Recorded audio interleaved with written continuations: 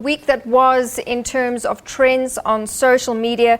With me now in studio, Bongi Mogale and Lerato Matlala from SABC Digital News. Ladies, thank you very much for joining us this afternoon.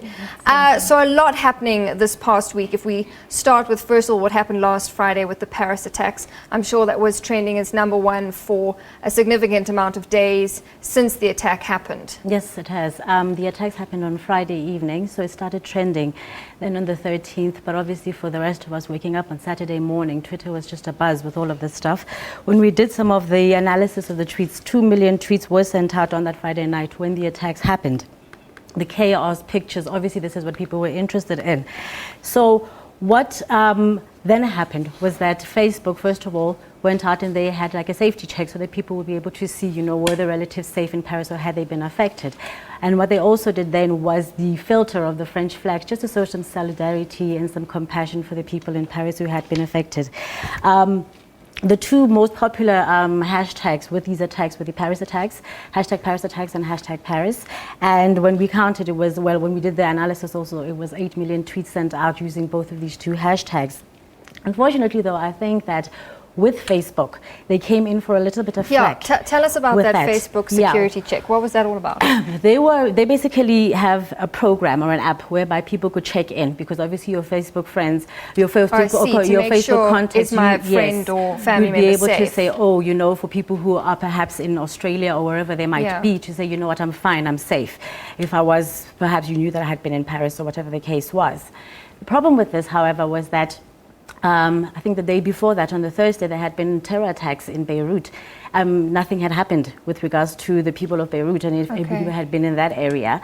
And there was no filter of any other flags of any other nations. Mark Zuckerberg did put up a post saying that they would make these features standard for all of these things. It's just that at that time, the policy hadn't been taken to do this. It also happened, of course, when we had the terror attacks with Nigeria.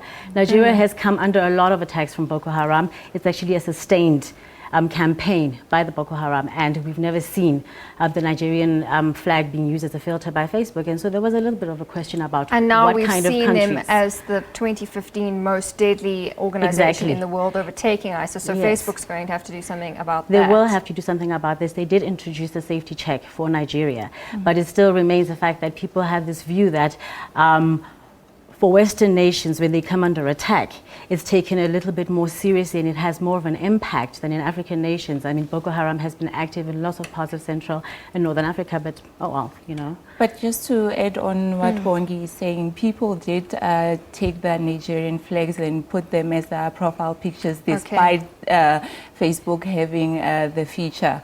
So people just did that on their own, took it upon themselves to do it for themselves without Facebook, the Facebook feature. And Lerato, in other international news, the two and a half men actor Charlie Sheen revealed his HIV status. That was a widely publicized interview. A lot of talk about that. The actor's been fired from the show for his public spats with Chuck Lorre, the show's creator. But now this story taking on a whole new twist, and a lot of people jumping on the social media bandwagon to have their say about this.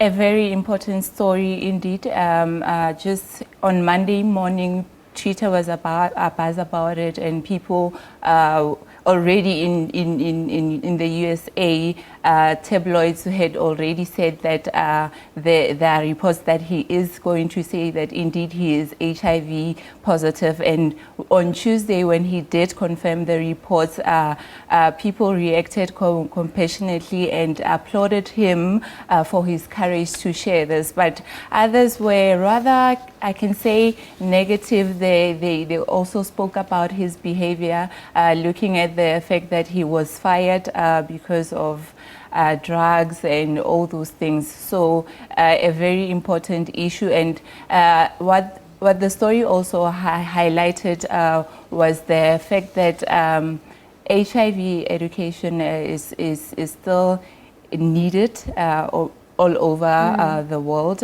considering that USA has 1.2 million people living with HIV. And the doctor to Charlie Sheen also said that he is doing well health-wise, and then that he has undetected HIV. This also raised a lot of questions about what is undetected HIV, and our producer Lebo Shangela also did a story about that, which people can check out on the website. All right, so a lot trending on social media this week. Unfortunately, we've run out of time. We don't have enough time to go through all of the trends and all of the tweets, but there were lots more. Jonah Lomu, the passing away of that rugby star. Things Zuma laughs at, also Woolies making it into the trend headlines there. So a lot that we didn't even get to touch on. But that was with me in studio, Bongi Mogale and Lerato Matlala from SABC Digital News. Thank you very much for coming in. Well, we will take a short break.